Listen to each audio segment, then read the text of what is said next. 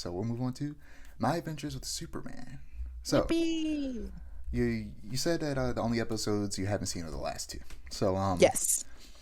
yeah, we're just gonna start from where we left off. Since we have to push back our discussion on the show twice now, I've accumulated a lot of notes. So we're gonna start with episode 4, and I'm going to start off a bit negative, but only because we've had to push it back so far. So it'll get Right. positive towards the end, maybe. Um, not to, not that I don't like the show. I like the show a lot. I want to make that clear off top. There's just flaws that I've been wanting to talk about for a while, but we just had to push it back so much that it's going to Right. start off on a negative note.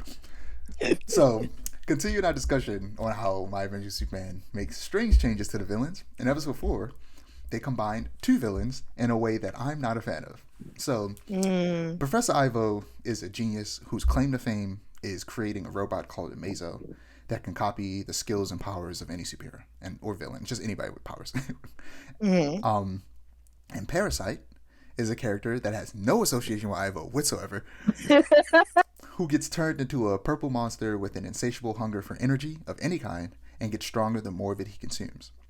Now, mm. Ivo being a tech billionaire is a very interesting take on the character, but I think they jumped the gun with his storyline, to be honest. I feel like he should have either been kicked out of the company, then builds the suit to get revenge, or builds the suit and tests it on humans and then gets kicked out because of that.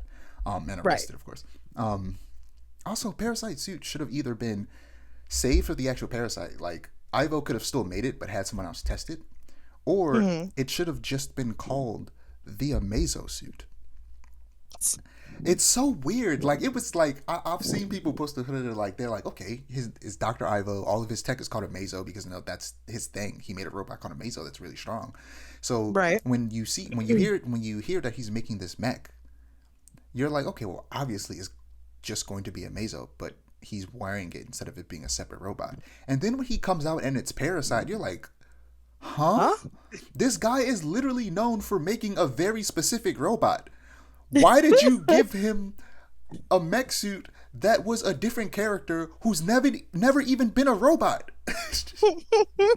It's such a weird decision. Truly, it feels like they don't know a lot about Superman's villains, and that Mm. they know a lot about Superman. They know a lot about Lois and Jimmy, and they care more about those characters than they do the villains. Honestly, it feels that way, and that Ooh, that's um scary. But yeah, the design of Parasite suit is really cool though. Like I said, if it was used for anybody other than Ivo, I would love it so much more because the design is great. It looks like a Eva unit from Neon Genesis Evangelion, and Right. pretty sure that's on purpose. And Mm. in episode 5, we see Deathstroke, and I think a lot of people are like talking trash about his costume. I think he looks fine. I think Deathstroke looks cool. But Yeah. seeing both of those designs though makes me wonder like why does Livewire and Silver Banshee look so bad compared to their comic book counterparts? Mm. When you clearly can make very interesting takes on these characters that still have elements of their comic book counterparts. Everything about this show I see that they have the potential, but they're squandering it. Um, but again, like I said, it's gonna start really negative. I promise. I'm gonna get positive. But yeah, at the end of episode 4, Lois discovers that Clark is Superman, and Mm. I didn't expect that to happen this early. Yeah, same. But it created some fun moments in the next episode of her trying to like get him to confess, and he not even dodging the questions, him literally just not knowing that that's what she's trying to do, Oh, Clark, bless his heart. which also led to some controversy online. Yeah, You I saw know, that. in reaction to Clark saving her and confirming he's Superman, some people believe that she's completely in the wrong and using it as an excuse to hate her. The conflict of her being mad at him for lying is definitely blown way out of proportion Right. for drama's sake, but it's not like completely unrealistic. She gave him Yeah. the chance several times to tell the truth, but he continued to lie. So it's understandable that she'd be upset after that. And but in these situations and these fictional stories, people feel the need to pick sides instead of trying to understand both. Hmm. She has a right to be upset about him lying, and Clark also has the right to be upset that she put herself in grave danger just to prove a point. Um, Right. the real It's like pop, the way that. yeah, go ahead. Oh, go ahead. Yeah, the way I see it, it's like on Lois's part, it's like if he puts up this like mild mannered, honest, to God, like country boy thing. But if he's lying about this, like I don't, it feels like I don't really know him. I, The, in air quotes, referring to you her. say, It but the feels problem like is she mm, doesn't really know him. They don't. she They doesn't. You're barely. right. You're That right. that's the problem with this is that there's a side of this where people have a right to be upset about this very tired trope, but the discussion isn't even about the trope. It's just people using it as an excuse to be sexist. Mm, Yeah, but I'm sorry. Go ahead and mm. finish. But yeah, I was gonna say it's like it's like a thing of it's like if he's lying about this, what else could he be lying about, et cetera, et cetera. It raises so many red flags that like I understand, but at the same time, it's like I would also be upset if someone that I assumed I was getting close with like tries to essentially out me for Exactly. like That's low their own key personal gain. because we It's like yeah, we talked about with Spider Verse a few weeks back about how the whole hiding the secret identity and a whole in the next episode they talk about how he feels different and all that things like that. How it's kind of very similar to like being queer and yeah, low key she was forcing this man to out himself. right, let which is that not man let that cool. man come out in his own time. Mm, So mm, like the thing is, a lot of people have legitimate reasons to be upset about this. They just, like I said, use it as an excuse to be racist. Not right. racist, but sexist. Why did I say racist? They're similar. Yeah. But yeah, whenever a woman displays emotion that conflict with the male character in these types of stories, people turn on them immediately. A similar Right. situation happens in Invincible that I won't spoil, but it's basically the same situation. um, Mm. yeah, this is a story. Stories need conflict, and sometimes that's done by leaning on very, very tired tropes. Like, Yep.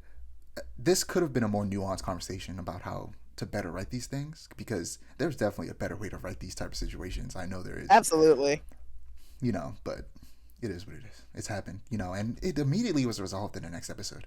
So Yeah. So it's it like, wasn't even worth getting upset about. And shout out to Deborah Wilson, who is voicing Amanda Waller in this, and she also voices Amanda Waller in the upcoming Suicide Squad game. mm. She's most famous for being on Mad TV, but she also plays Oh, wow. one of the main characters in Jedi Fallen Order and Jedi Survivor as well. Ooh. Yeah, in episode 6, the drama between the three main characters, comes to a head. Because Right. this results in them, kind of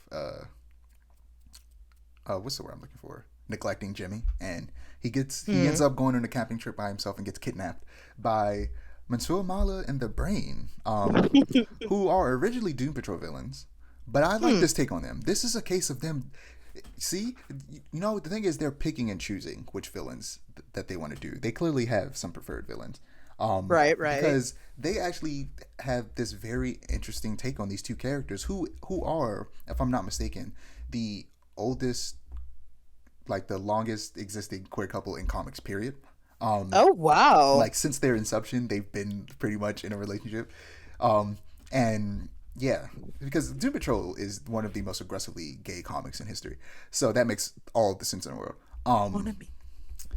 Yeah, so like they have this very interesting take on these two villains, but almost every other villain, is not nearly as interesting. It's weird. So yeah, they also Lois and Clark are getting chased by these robots. There's like cluster of robots in this episode, and Mansoor Mala calls them Omax, and Mm. I hate that. This is another case of them changing a character that in a way that I'm not a fan of. So Omac has been like nano machines before, but Mm-hmm. I can't say I'm 100% sure about this, but Omac I don't think has ever been like an actual like robot. Omac is related to a robot that transforms a person to Omac, but I don't know if Omac's necessarily ever just straight up been a robot. So I Right. thought that was weird, and I also thought that this is another case where immediately I, like in the moment, thought of a much more interesting use of the character than I feel like the show did, which is in the comics, Omac is a man named Buddy Blank who can transform into a superhuman whenever a satellite called Brother Eye blasts him with energy. He becomes Omac, and he works Mm-hmm. for the U.S. government in the comics. Like these robots are from the government, tracking down Mansoor Mala, Brain, and Superman, and all that. And Right. this could have been a very interesting story arc where Omac, who essentially is just, his powers are, very basic, super strength and all that. So he would be able to go toe to toe with Superman most likely in this story. Right. So they could have created this person, this superhuman, to counter Superman because they think he's a threat. But the thing about Omek is that he's working for the government and he thinks he's doing the right thing, but he eventually realizes he's not. Um, Right. and that could have been a very interesting story arc of having this dude who eventually realizes no. After he fights Superman a couple times, he realized that Superman is like prioritizing saving other people, and maybe they have to team up to fight another bad guy. And he goes, "Wait, Superman's not a bad person. Why would I fight Superman?" Right. And then he either probably like gets his powers taken away and thrown in jail because he's like going against the government or whatever. And later on, Superman like saves him, and they team up again. Like that would be that could have been a really interesting arc with Omek. And the thing that a lot of people are saying about this show is that there's the potential of them having these characters become more similar to their comic book counterparts later down the line. And that is a trope that people don't like. And it happens a lot. It's the biggest example is Spider-Man recently. In the MCU, Spider-Man has had to slowly become the broke, decrepit, down on his luck, in the dirt man that we know and love over the course of 3 movies instead of just starting there. And it's just a tired trope of having a character have to slowly earn the character that they're supposed to be from the beginning. And I'm just not a fan of that. Honestly, it's not fun. I can't even talk about the episode that made me realize how much I love this show because you haven't seen it yet. So I'll just talk about it loosely. A villain is introduced in the next episode you haven't seen yet. Okay. And it's another example of them changing a character to fit this show, but not so drastically that they feel like they're basically an original character. And they do such a great job with this character. This is easily one of my favorite Superman villains, quote unquote villains. He's not completely a villain, but he's more of just a funny little guy. Funny little guy is crazy. When you watch it, it's a completely and total. It's an accurate description of what this character is. He is just a funny little guy, and that's my favorite kind of villain. I love funny little guys. He just likes messing with Superman. It's great. And also there's some more progress between the relationship with Lois and Clark, and it's cute. And there's next episode is just gonna be pure positivity. This episode has just been pure negativity about my adventures with Superman. And I promise you, I like this show. There are just some baffling... I feel like they make some very baffling decisions that don't completely ruin my enjoyment of the show. But there are aspects where, like, in the most recent episode, again, not going to spoil it, Clark is fighting some villains when I go, like, man, one, why is this person here? 2, why is this person like this? Like, I'm just, like, it's hard for me to ignore it. Okay? Right. But I like this show. And I like the direction it's going. I'll say that much. Okay. But yeah, anything you have to say about these last 2 episodes? I know I've been dominating this conversation because I just had a whole bunch you're good. You know way more about Superman than I do, so I don't mind you dominating the conversation because all the extent of the input that I can add is like, I like this.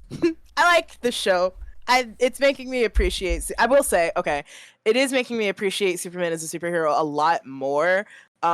Because like I said, I was one of those people in the camp of, oh, he's boring because he's so strong and nothing can stop him. But in learning more about him gradually by watching through the show and then planning on reading some of the comics at some point when I get a moment to sit down and like do that.